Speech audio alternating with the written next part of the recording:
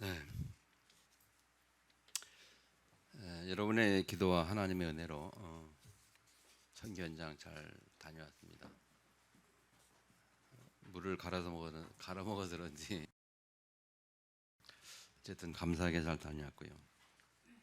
기도해서 감사하고 거기서 이렇게 이 소리가 흡수가 안 되는 것 같은데 거기서 사역할 때 느낀 것이 뭐냐면 어, 여러분이 기도하는 그 기도의 힘을 느낄 수 있었어요. 현장에서 메시지 하는데 제가 굉장히 힘이 나고 또 말씀 전할 때 성령 역사를 이렇게 볼 수 있었고요. 그것이 뒤에서 기도하는 기도의 배경이었구나 하는데 느끼면서 참 감사했습니다. 그 가보니까 거기는 그 카쿠마 난민촌이라고 말을 들어봤잖아요. 소연동에서 그 난민촌이 세계에서 제일 오래된 난민촌이면서 제일 큰 난민촌이에요. 거기가 인터넷 정보를 보니까 제일 크면서 저로 됐다. 근데 그 상태를 그 상황을 보면 우리나라 50년대 말쯤 생각하면 될 것 같아요. 상황이 여가 지금 열악하더라고요. 그래서 거기 사는 사람들 보면서 그런 생각이 들었어요. 이 사람 이 사람들도 사람일까 하는 생각. 아, 뭐냐면은 이 사람들이 문명 혜택이 별로 없고 또 뭐 이 지식도 공부도 별로 안 하니까 다 자기들 나라 버리고 그렇게 떠나서 와 있고 하니까. 그리고 그 생활을 상태를 보면 참 어떤 데 가보면 야, 이 참 사람이 사는 곳일까 그런 생각이 좀 들기도 하고요. 에, 하여튼 그런 지역인데 지금 선교사님께서 계신데 이제 그 지역 이름이 카쿠마라는 그 이름 지역 이름 카쿠마인데 카쿠마라는 지역 이름이 뭐 우리나라로 하면 이제 뭐 군 단위 정도 이렇게 한 그 지역 이름이고요. 그 지역 내에 그 소재지, 소재지, 군청 소재지 뭐 그런 식으로 해서 소재지가 이제 카쿠마 시내가 되고 그 시내에서 한 5분 차로다가 한 5분 10분 거리 좀 떨어져서 그 선교센터가 지어져 있고 건물을 5동인가 지었어요 보니까 5동 지었는데 같이 갔던 그 보은의 황충희 목사님이 하는 말이 야, 한국에서 이 정도 건물 지려면 한 20억, 30억들 건물인데 그렇게 이제 규모가 그렇단 말이죠. 근데 거기서는 그렇게 안 들었겠습니다만은. 그래서 가신 지 한 5년 넘고 6년째 되는 것 같은데 건물을 잘 지어놨더라고요. 건물 좋고. 그래서 제일 큰 건물이 이제 교회 예배당 하고 그 옆에 사택이 있고 또 소예배실이 있고 그리고 한쪽은 이제 숙소 손님들 숙소가 이제 방이 4개 해가지고 뭐 예를 들면 저 같은 사람들이 가면 묵을 수 있는 숙소 그리고 또 한동은 이제 현지인들 숙소 그리고 한동은 그 들어가는 대문에 문 지키는 사람 조그만 집 있고요. 그렇게 건물이 돼 있고 그래서 그 안에 들어가 보면 규모가 꽤 커요. 땅이 한 몇 평 되나? 5, 6, 700평 되는 것 같은데 마당도 크고 그런 상황이고 그, 그 선교센터에서 이제 카쿠마 시내 진에서 반대쪽으로 가면 이제 난민수에 나와요. 난민수는 두 군데로 돼 있는데 들으신 기억이 나겠습니다만은 칼로베이라는 난민촌하고 카쿠마 난민촌 두 군데가 있는데 카쿠마 난민촌에는 이제 그 현지인 목사가 목회하고 있고요. 그래서 그분을 통해서 그 지역에 인도를 받아서 간 거고, 그래서 그분 같이 협력하면서 사역하고 칼로베이 난민촌들은 이제 성교사님이 최행 성교사님이 가서 개척하고, 그래서 거기 사명자 하나 연결돼 가지고 그 아이를 통해서 교회가 세워지고 성도들이 한 4, 50명 모이는 거 모이고 거기서 예배도 드리고 왔는데 이따 사진 잠깐 보겠습니다만 그렇게 남미 두 군데로 돼 있고 그리고 선교 센터라고 말한다면 이제 거기에서 그 지역에 거기 교회를 세워놓고 그 지역에 교인들이 성도들이 와서 예배드리고 그리고 그 선교센터는 이제 훈련시키는 그 RUTC이기 때문에 현지인들이 한 상주에서 같이 먹고 자고 하는 현지인들이 한 4명, 5명 정도 되고요. 그리고 주말에 금토일 시대라고 거기도 금요일 오후 2시 되면 다 몰려옵니다. 난민촌에서 아이들이 다 몰려와가지고 토요일, 일요일까지 훈련받고 있습니다. 이제 주일날 예배드리고 점심 먹고 각자 집으로 가죠. 그렇게 훈련이 진행되고 있고요. 그러면서 이제 그쪽에 훈련하면서 이제 그 지역 교회 사역하고 있고,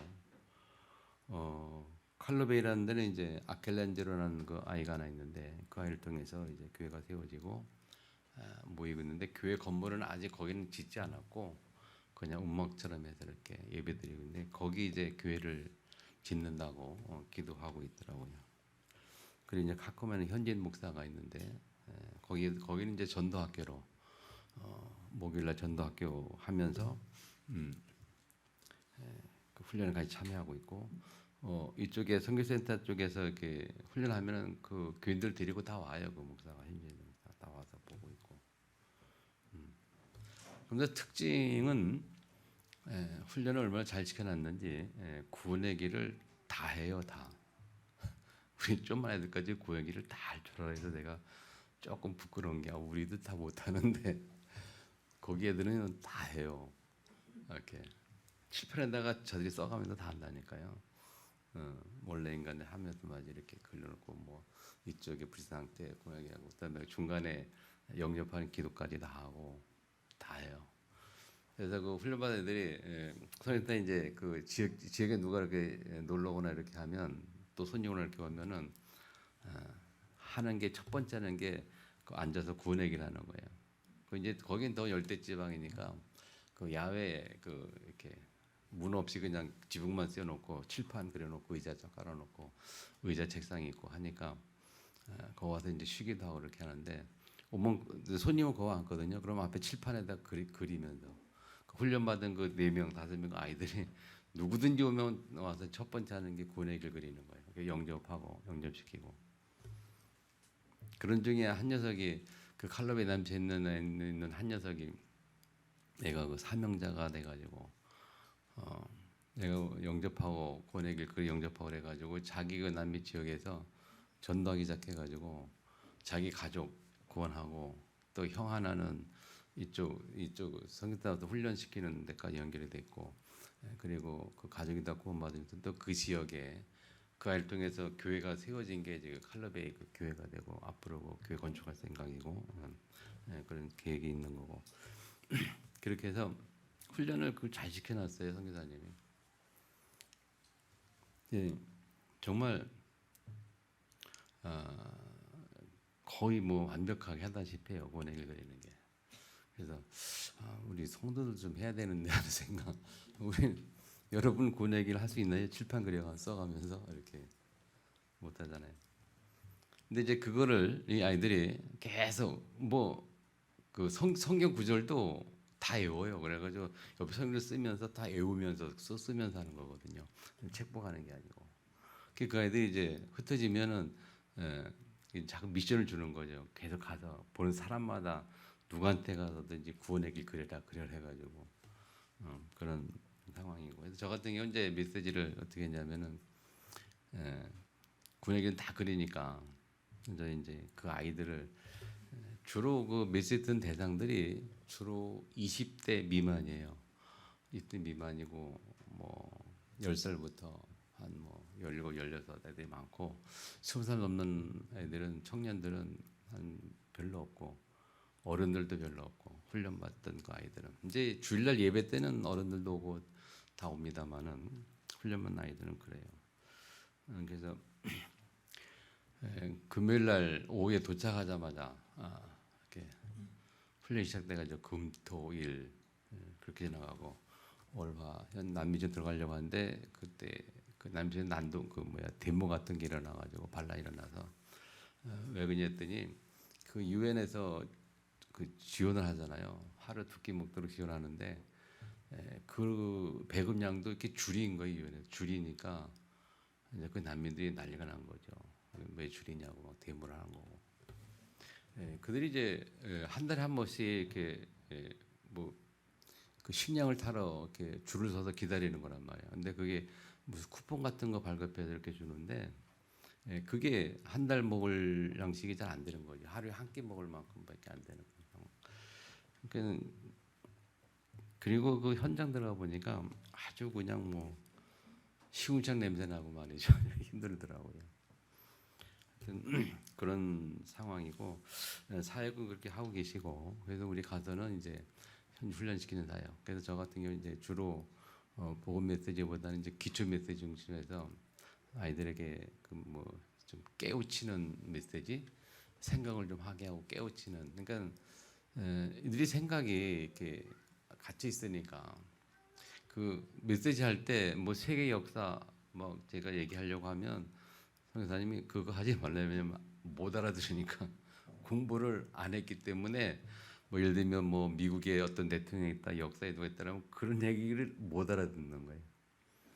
그래서 메시지 좀 작은 쉽게 하느라고 좀 애를 먹었습니다만은 그런 상황입니다.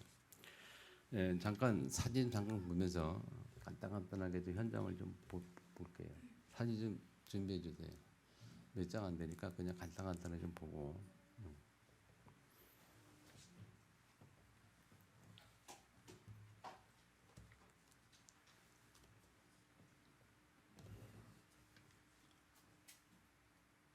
이건 그 현지 목사 교회에서 전도학교 할 때 강의하는 내용이고 그 참여한 성도들이고요.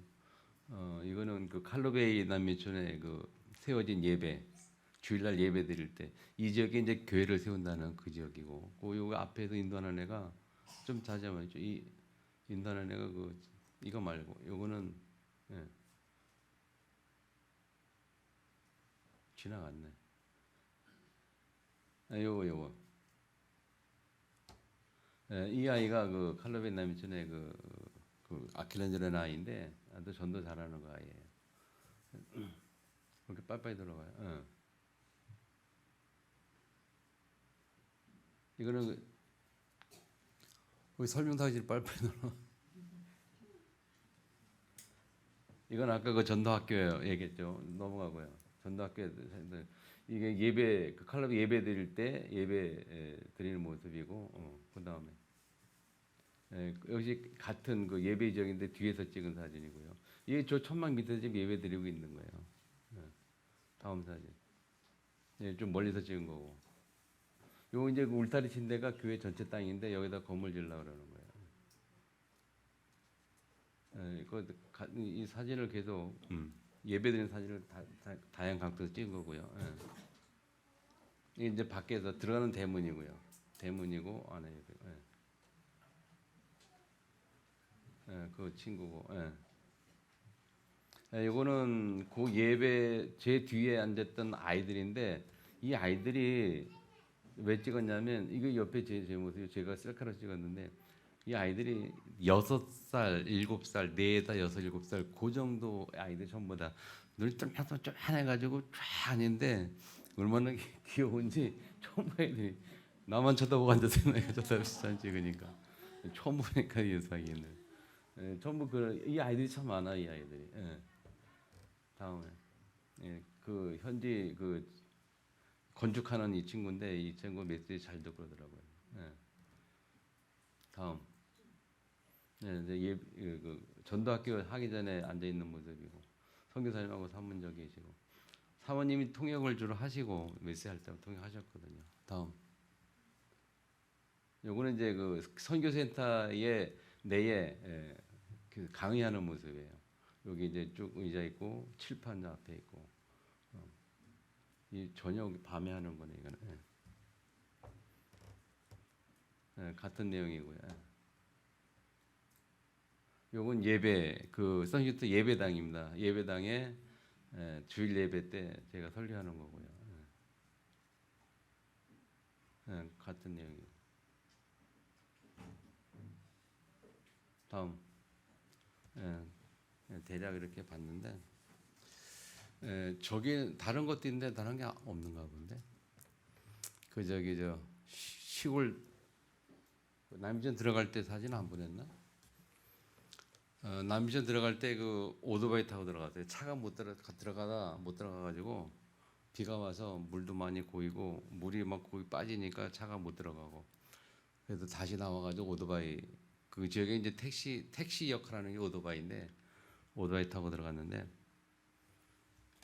그 오토바이가 막 절반 정도 바퀴가 빠지고 물에 저도 막 다리도 젖고 그랬는데 그렇게 들어가면서 양옆에 보면 냄새 이렇게 많이 나요. 식용찬 냄새가 하수 냄새가 그런데 들어가가지고 점심을 먹으러 그 고급 식당에 들어갔는데 무슨 식당이 이런 데 들어갔냐고 들어가서 보니까 남이춘 지역 내에 있는 식당인데 에티오피아 사람이 식당 운영을 하는데 좀 안에는 조금 잘해놓고 음식을 맛있게 잘 하는 그래서 그 지역에 어떤 뭐 유지 사람들이 와서 먹는 고급 식당인데 근데 안에 들어있어요. 들어가기 참 힘든데 근데 그 현지인들은 이제 차체가 높은 그 차 타고 들어가니까 괜찮은데 우리는 들어가기 좀 어려웠어요. 어쨌든 그런 곳에 사람이 사는 거 보니까 야, 참 생각이 많더라고요. 그 사람이 이렇게 살 수도 있는 거구나 하는 생각. 그러면서 한편으로는 과연 사람일까 하는 생각. 다시 말하면 사람은 사람의 모습인데 사는 모습은 제가 보기에 꼭 동물과 다를 바 없는 그런 삶을 사는 것 같은 느낌이 좀 들 정도로. 그래서 생각나는 게 저들의 영혼은 도대체 어떤 생각을 가지고 있어? 저들의 영혼은 무엇일까? 저들에게는 이 영혼과 그 구원이라는 영혼의 구원이라는 의미가 저들에게는 의미가 있는 걸까 하는 생각. 그런 생각이 들면서 정말 저들이 복음을 모르면 진짜 짐승과 다를 바 없구나는 그런 생각을 좀 하게 되면서 그래도 하나님 앞에 그들은 한 영혼이고 또 그들은 구원을 받아야 될 사람들이고 복음을 들어야 될 사람이다 하는 생각해 보면 정말 거기서 사역하는 선교사님이 참 감사하고 또 우리가 그런 현장을 보고 기도하는 것도 중요하다 생각이 들고 그래서 한 번은 좀 가서 경험해 볼 만한 그런 지역이다 생각이 들었어요.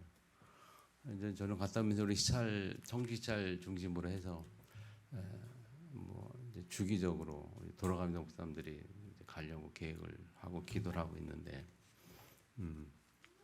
그래서 이제 시찰에서 뭐 2달에 한 번씩 2명씩 짝져가지고 한 1년에 한 5번 정도 들어가서 훈련시키려고 하는데 그 선교사님 목표는 이제 거기 RTS 세우는 거거든요. RTS 세워서 그들을 신학 훈련을 시켜서 목회자를 배출하는 그래서 목사 안수 주고 파송하는 그런 계획을 가지고 있더라고요. 근데 나이가 올해 80이거든요. 그 목사님, 선교사님 80인데 하나님이 은혜 주셔서 제가 한국에서 이렇게 같이 있을 때는 조금 노인네 티가 났거든요. 비질비질 약간 그런 거 힘없이. 근데 거기 딱 가서 현장에 가니까 완전히 팔팔 살아나시더라고요. 그냥 팔팔 살아나가지고 막 그냥 애들 불러서 막 혼내있고 막 이렇게 하고 그냥 이 진짜 청년같이 막 살아서 움직이는 거 보면서 현장에 오니까 다르네 그런 생각이 들더라고요. 여기서는 그냥 이 논내처럼 있는 건데 거 가니까 아주 달라지더라고요. 근데 참 재밌는 것은 그 아이들이 선교사님은 영어를 안 해요. 영어를 뭐 아시죠? 왜 못하게 옛날 대학 나오신 분이니까요. 아는데 안 쓰시더라고요. 안 쓰시고 계속 한국말만 해. 한국말만. 근데 그 한국말을 다 알아들어요, 애들이. 난 너 뭐 가져와 이러면 가서 가져오고 다 알아듣더라고요. 눈치가 빠삭해가지고 다 알아들어요. 이제 통역할 때면 사무실 필요하고 일상생활은 별로 필요 없어. 그냥 한국말로 다 알아들으니까. 하여튼 재밌더라고요. 하나님이 그게 은혜 주시는 것 같아요. 그래서 하나님의 일을 하시고 또 하나님 기뻐하는 일 그 속에 있으니까 하나님이 역사하시는 거라는 것도 보게 되고 건강도 하나님 주시는 것 같아요. 거기서 진짜 한국에서 본 모습과 거기서 본 모습이 진짜 180도 다르시더라고요. 여기서는 진짜 노인네네 했는데 거기 가니까 노인네가 아니에요. 하여튼 하나님께 하시는 걸 보게 됐어요. 자, 우리가 그런 걸 보면서 그런 생각을 해야 되지 않겠냐. 우리가 가진 복음이 얼마나 귀하냐. 그리고 복음을 우리가 알고 복음 속에 있다는 게 참 굉장히 축복이라는 생각. 결국 그렇게 된 모습이 왜 그런가 하면 하나밖에 없어요. 복음이 없기 때문에 그래요. 하나님 알지 못하니까 그렇게 저주와 우상 속에 살 수밖에 없고. 그래서 이제 마지막 날에 저보고 마지막 인사를 하라 그래요. 인사하는데 마지막 인사를 뭐라 했냐면은 그 얘기했어요. 그러니까 미국이라는 나라는 알긴 알아. 이미 들어봐가지고. 그래서 미국 얘기하면서 미국이라는 나라를 좀 생각해보라고 이렇게 그 말을 던져줬거든요. 처음에 청교도물이 복음으로 세워진 그 나라가 지금 세계를 지배하고 있다. 그러면서 복음의 힘이 뭔지를 좀 생각해보라 하는 그런 마지막 말을 하고 왔는데 정말 제가 느낀 것은요. 복음의 힘은 대단한 겁니다. 그리고 이 하나님 만나지 못할 때와 하나님 만났을 때의 차이는 어마어마한 차이가 있는 거예요. 그래서 뭐가 확연히 느껴지는 보게 되냐면요. 하나님 만나지 못하면 우상 속에 있을 수밖에 없잖아요. 다시 말하면 하나님의 만나지 못하면 영적으로 마귀 자녀잖아요. 그 마귀 자녀의 삶이 어떻게까지 비참한지를 보게 되는 거고 하나님 만난 복음 가지고 하나님 만난 하나님의 자녀가 얼마만큼 하나님의 축복받는가 하는 걸 극과 극적인 모습들을 보게 되는 그런 현장이었어요.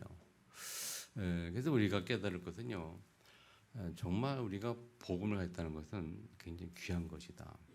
그리고 복음은 여러 번 말씀드렸나마는 복음을 통해 하나님 만난 하나님의 자녀는 우리가 창세기 1장의 모습 돌아가는 거잖아요. 그리고 가장 정상적인 모습, 가장 하나님 앞에 합리적인 그런 모습 돌아가는 것이 복음가진 자란 말이에요. 또 반대로 그것이 없을 때의 사람이 얼마나 그렇게 무능해지고 생각이 없고 우상에 잡혀서 생각 없이 사는지 그런 것들을 보게 되죠. 이 공부한다는 거, 의식이 깨인다는 거 굉장한 거거든요. 사람의 의식을 깨울 수 있는 거는요 복음밖에 없는 줄 믿으시 바랍니다. 복음만이 사람들의 의식을 깨울 수가 있어요. 세상의 의식 가지고는 지식 가지고 한계가 있어요. 그러나 복음만이 온전히 하나님 앞에서 온전한 하나의 모습으로 바꿀 수가 있고 하나님의 의식을 가질 수가 있단 말이죠. 그런 의미에서 우리가 계속 복음에 집중해야 됩니다. 아멘. 복음에 집중해야 사람이 정상적으로 돌아가는 거예요. 그래서 오늘 말씀이 여호와는 나의 힘이시라. 여호와는 나의 힘이시라. 영혼 속에 사는 우리는 영원한 말씀을 가지고 살아가야 합니다. 그 영원한 말씀 속에 있을 때에 우리가 영혼 속에 힘이 회복이 돼요.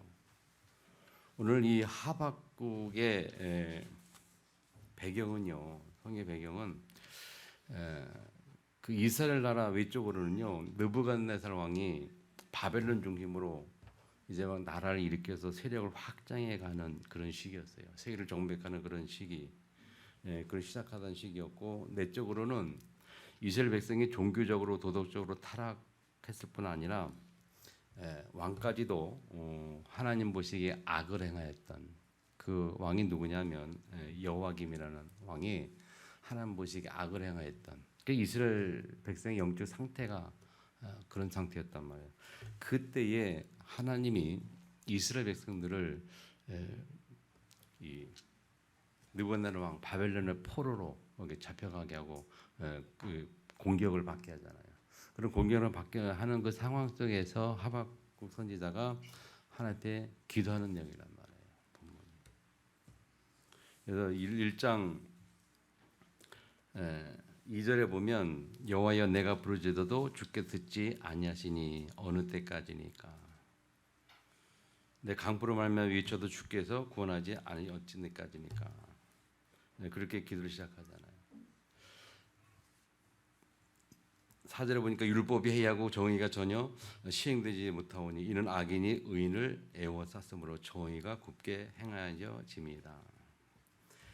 악인들이 이 갈대아인들이 쳐들어오니까 갈대아인들은 느부갓네살 왕이 이끄는 그 같은 민족이란 말이에요. 그래서 이 갈대아인들이 굉장히 아브라함의 형제 나흘이라는 그의 후손들이란 말이에요.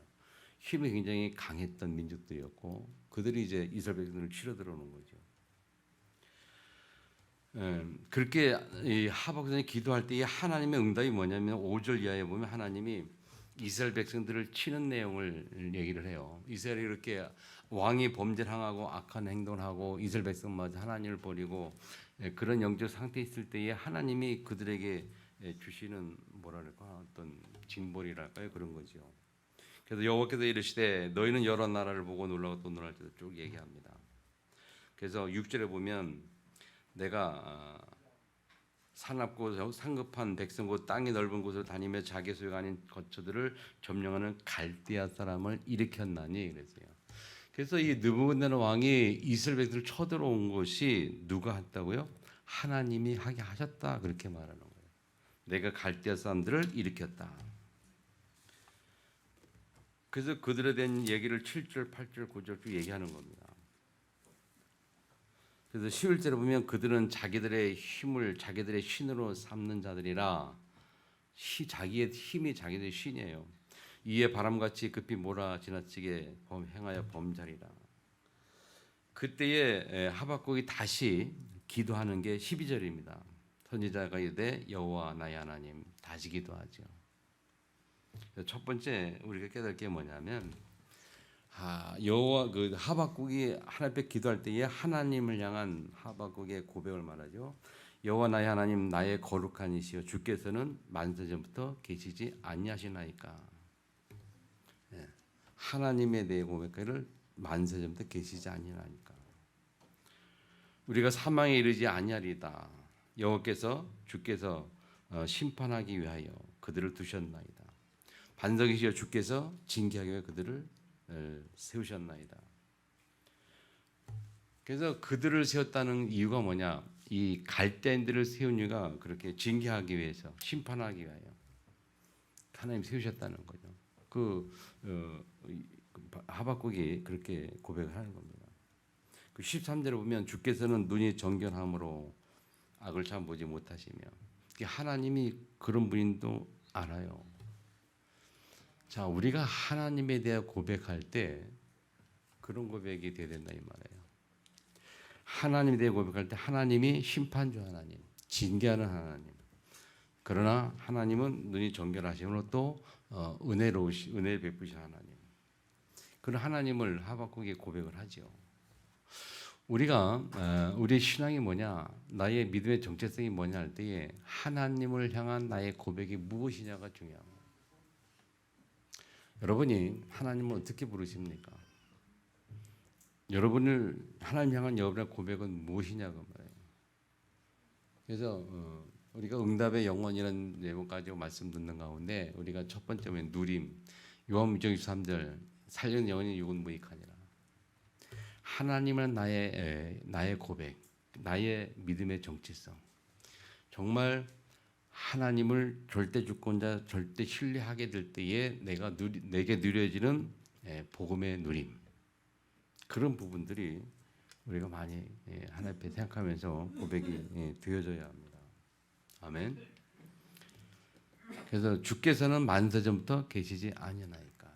알파와 오메가요, 시작과 끝이다. 하나님은 영원하신 하나님입니다. 그러면서 우리의 영혼은 그 속에 영원의 존재로 우리가 함께하는 거다. 그래서 우리의 신앙은 영혼부터 영혼까지 이르는 그 세계관 속에서 우리의 믿음이 세워져야 한다고 말해요. 그래서 거기 가가지고 그 아이들한테 실판되고 써놨어요. 그래서 이렇게 처음부터 쭉 그면서 시작과 끝, 창세 시작부터 종말까지, 태초부터 종말까지. 그래서 하나님은 알파와 오메가요, 처음과 나중이요, 시작과 끝이다. 그래서 그 영혼 속에 우리의 인생 실판에 그리면서 쭉 설명을 했는데, 왜냐하면 아이들에게 그 남미주에 있는 그 사람들에게 이 생각 좀 하게 하는 거예요. 이 영혼의 세계를 그들이 알까? 정말 영혼의 세계를 알고 그 속에 있는 인간의 영혼, 영적인 존재, 그런 부분을 얘기를 많이 했거든요. 이 하박국이 선지자로서 거기다 확신이 있었던 거죠. 우리의 믿음이 뭐냐? 바로 여기에 대한 확신해야 된단 말이에요. 아멘. 그럼에도 불구하고 하박국이 흔들리죠. 밑에 보면 주께 14절에 보면 주께서 어째 사람을 바다의 고기 같게 하시며 다스린 자 없는 벌레 같게 하시나이까. 낚시로 낚으며 그물로 잡으며 투망으로 모으고 그리고 기뻐하며 즐거워하여 그물에 제사하며 투망 앞에 분향하오니. 이 갈대인들이 그렇게 한다고 말이죠. 그러니까 이 믿는 이스라엘 백성들을 그렇게 뭐 고기처럼 잡아다 막 죽이는 거죠. 그러면서 그들이 막 그 우상 숭배하고 있고. 그래서 17절에 보면 그가 그들을 떨고는 계속하여 여러 나라를 무자비하게 멸망시키는 것이 옳으니까. 하박국이 하나님께 질문하잖아요. 하나님, 저 갈대인들이 이 하나님 백성 이스라엘 백성들을 그렇게 막 처참하게 이렇게 하는 것이 과연 옳습니까? 하나님께 질문하는 거잖아요.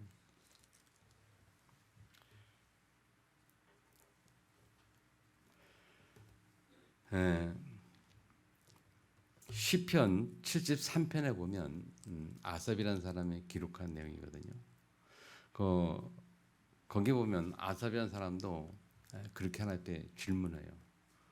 어째 믿는 우리가 가난하고 안 믿는 저들이 부자고, 안 믿는 사람들은 악을 행하고 뭐하고 그런데도 불구하고 그들은 살찌고 건강하고 뭐 부자고 뭐 잘 살고 뭐 그러면서 우리는 왜 그러냐? 이 아삽이 이해가 안 돼서 하나님께 막 질문하는 게 나와요. 그렇게 질문하다가 73편 보세요. 마지막 17절에 보면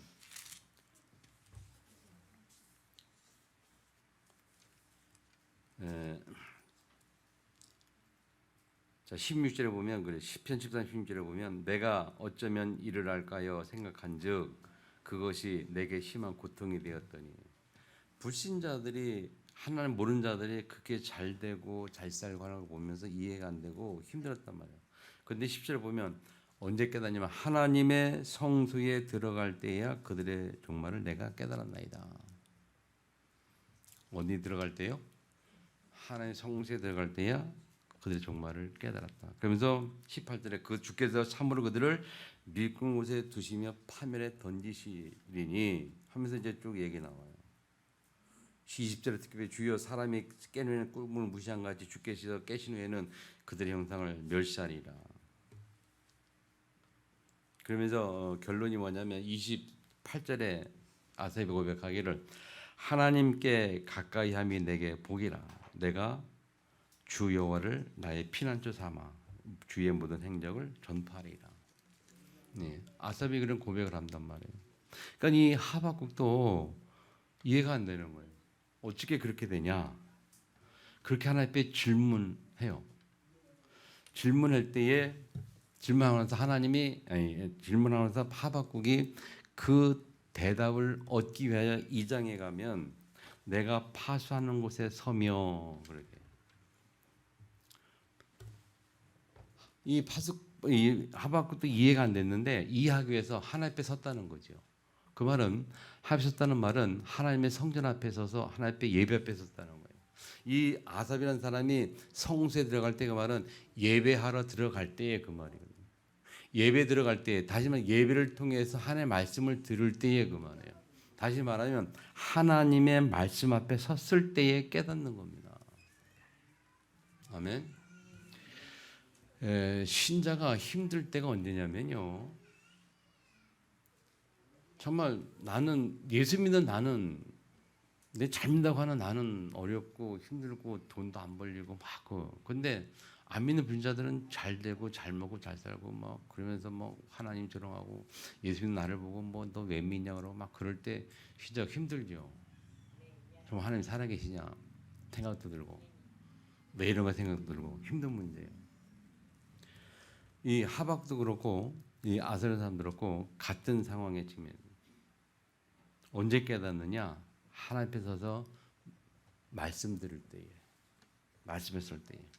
그래서 하박국이 2장에 말합니다. 내가 파수하는 섬의 성류에 서리라. 그가 내게 무엇이라 말씀하시는지 그렇게 말하잖아요. 그래서 두 번째 우리가 깨달을 게 뭐냐면요, 하나님 앞에서 말씀 앞에서 그것이 우리의 인생인 줄 믿으시 바랍니다. 말씀 앞에 서는 것이 우리 인생이에요. 말씀 앞에 서서 말씀 따라 생각하고 말씀 따라 세상을 보는 것이 우리의 인생이에요. 그렇지 않으면 답이 없습니다. 그게 하박국이 하나님 앞에 서서 말씀 앞에 서서 무엇이라면서 기다리는 겁니다. 무슨 말씀인지 기다리면 보리라 하였더니 어떻게 대답할지 보리라 했더니 2절에 하나님께서 대답하시죠. 하나님께서 내게 대답하여 이르시되 너는 이 묵시를 기록하여 그렇게 말해요. 뭘 기록하라고요? 하나님의 말씀을 기록해라. 어느 정도 기록했느냐? 판에 명백히 새기되 달려가면서도 읽을 수 있게 하라. 하나님의 말씀을 명백하게 새기되 달려가면서 읽을 수 있도록. 하나님의 말씀을 우리에 각인시키되 우리 삶 속에서 언제든지 기억할 수 있도록 그렇게 말씀을 새기라는 거예요. 그게 우리의 삶입니다. 아멘. 말씀 앞에 서는 것이고 말씀을 각인시키는 것이 우리의 인생이에요. 그래서 두 번째, 우리가 집중인데 뭘 집중해야 되느냐? 영원한 작품에 집중해야 되는데 무슨 작품을 우리가 만드는 겁니까? 하나님의 말씀이 성취되는 나의 삶. 나의 삶을 통해서 하나님의 말씀이 성취되는 그 작품을 우리가 남겨두고 그 작품을 만드는 데 집중하는 것이 우리의 인생이라니까. 무슨 말인가 하면요, 여러분이 신앙생활 할 때에 하나님의 말씀이 나에게 어떻게 성취되어 가는지를 남겨주는 것이 나의 인생이라니까. 그래서 우리의 자녀들이 후손들이 나의 인생을 보고 삶을 보고 하나님의 말씀이 저렇게 흘러서 가서 저렇게 성취가 되었구나 하는 것을 보는 것이란 말이에요. 아멘. 아멘.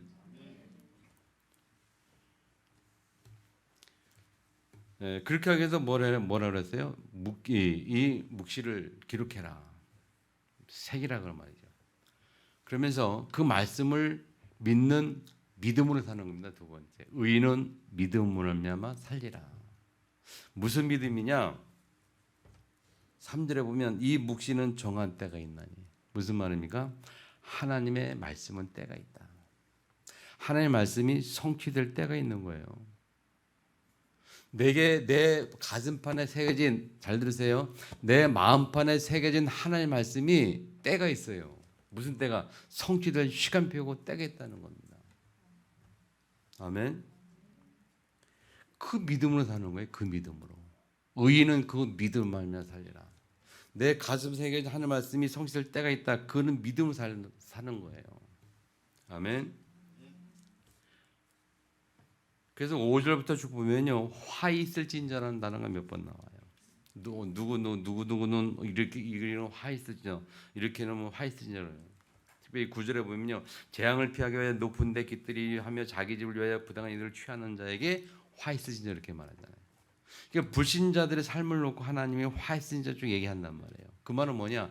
하나님의 때가 있다라고 말하면서 그들에게 행하는 하나님의 역사를 말하고 있는 거란 말이에요. 우리가 그 사실을 확인하고 볼 수 있어야 되고, 그래서 그걸 보고 우리가 내가 가진 말씀을 가지고 기다릴 줄 아는 자.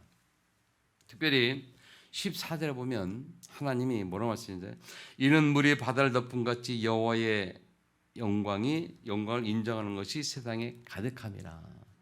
무슨 말입니까? 하나님을 인정하는 때가 온다고 말해요.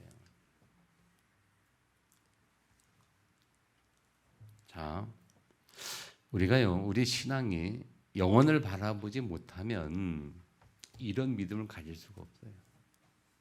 영원의 하나님이고 우리가 영혼 속에 있는 나고 그 영혼 속에 있는 우리의 영혼을 바라볼 때에 이런 말씀을 우리가 이해할 수 있고 받아들일 수 있고, 그때에 우리가 흔들리지 않는 믿음으로 세워질 수 있는 거예요. 무슨 말인지 잘 이해하기를 축복합니다, 여러분. 이게 이해 안 되면 신앙이 자꾸 흔들려요. 그리고 이 하박국 선지자 또는 아삽처럼 우리 삶의 세상의 현장에서 우리가 이해 안 되는 부분이 많이 생길 때에 우리가 흔들린단 말이에요. 하나님 왜 그러시지? 내가 한 사람 받지 못하는 걸까? 나는 왜 응답받지 못할까? 난 예수 믿어도 왜 응답이 없는 걸까? 거기서 답을 못 찾으면 그 실족함 때문에 신앙이 무너지고 그 속에 사단이 역사하면 어떻게 됩니까? 그 사단이 역사하면 이제 사는 뜻이 받게 되는 거예요. 또 인생 결국은 예수 믿어도 실패된 인생이 끝나는 거죠. 믿으시길 바랍니다. 그래서 결론이 뭐냐? 20절에 보면요, 오직 여호와는 그 성전에 계시니 온 땅은 그 앞에서 잠잠할지니라. 하나님이 성전에 계신다 그 말은 뭡니까? 예배를 통해서 하나님 말씀하시니 그 말씀 받을 때에 그 말씀 앞에서 온 세상은 잠잠하라 그 말이에요. 하나님 말씀 대적할 적 없어요. 아멘 안 하십니까? 하나님의 말씀을 대적할 적 없고 하나님의 말씀을 거역할 적 없고, 그래서 그 말씀을 붙든 하나님의 자녀는 그 말씀을 성취할 수 있는 승리의 영적인 축복이 있을 수밖에 없다. 아멘. 그래서 그 말씀은 성전에 계시니 온 땅은 잠잠할지라. 하나님의 앞에서 예배, 이 말은 예배거든요. 예배 드릴 때에 우리가 하는 말씀 받을지니 그 말씀 앞에 아무 말도 하지 말라. 하나님 말씀 앞에 우리가 토를 달 이유가 없다니까요. 근데 우리가 자꾸 하나님 말씀 붙잡지 않고 있다 보면 자꾸 이런저런 이유가 많아요. 말씀 속에 딱 들으면요, 이유가 없는 겁니다. 아멘. 잘 들으세요. 그래서 예배가 곧 우리의 인생이라니까요. 따라합시다. 예배가 삶이다. 예배가 곧 우리의 인생이다. 예배가 곧 우리의 삶이라니까요. 아멘. 승리하시 바랍니다. 자, 그러면서 세 번째 3장에 보면 1절에 하박국의 기도라 이렇게 말해요. 그런 말씀 받고 이 하박국이 다시 하나님 앞에서 이제 또 다시 기도하는 거. 하박국 기도라. 그래서 기도, 여호와의 주는 주의를 수년 내에 부응케 하옵소서. 수년 내에 나타내시옵소서. 하나님 하박국이 기도하죠. 그럼 이제 쭉 이제 3절에 보면 또 쭉 내용이 나옵니다. 하나님이 어떻게 역사하시는지 쭉. 그러면서 마지막 부분에 하박국의 고백이 그겁니다. 기도를 통한 고백이 뭡니까? 비록 무화과 나무가 무성하지 못하며 포도나무가 열매가 없으며 감람나무는 솥이 없어지며 밭에 먹을 것이 없으며 우리의 양이 없으며 유양과 소가 없을지라도. 16절에 보면요, 내가 들었으므로 내 찬에 흔들렸고 목소리를 내 뚫렸도다.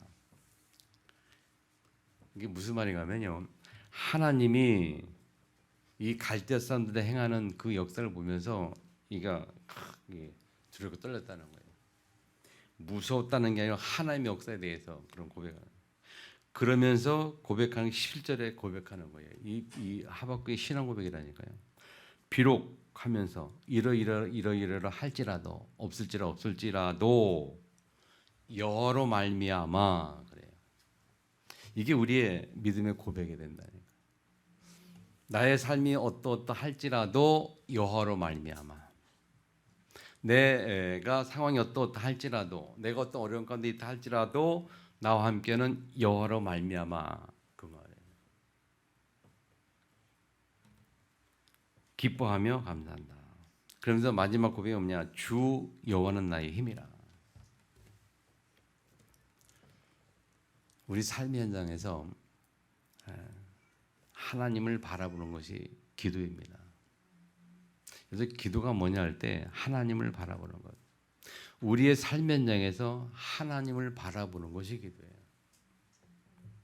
우리가 어떤 상황에 처한다 할지라도 여호와로 말미암아 하나님 바라보며 그 하나님 나의 힘이 되기 때문에 하나님 바라보며 그 하나님으로 말미암아 내가 기뻐하며 감사하며 회복이 되는 거예요.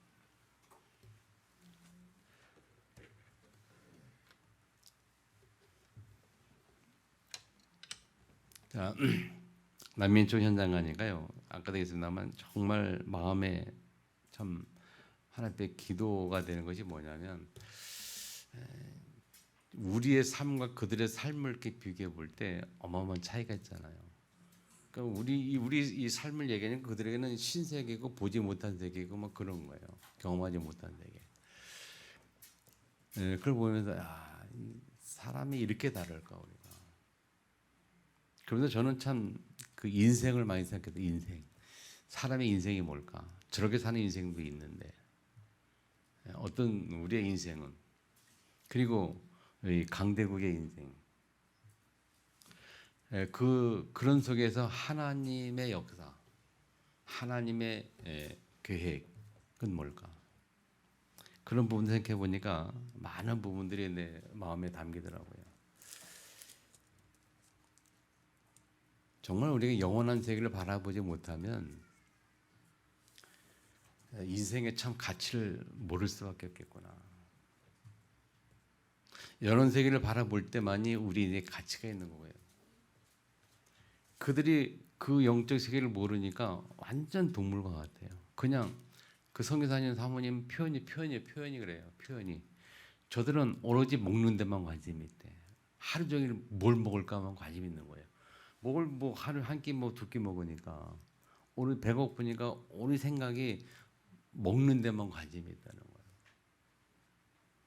그래서 성타에 막 그냥 주변 막 줄 서러 와요. 막 그냥 우리가 가니까 말이죠. 평소 아는 사람들 막 들어오는 거예요. 뭐 하나 얻어 먹을 거 있나 해가지고. 그게 그들의 인생이라니까요.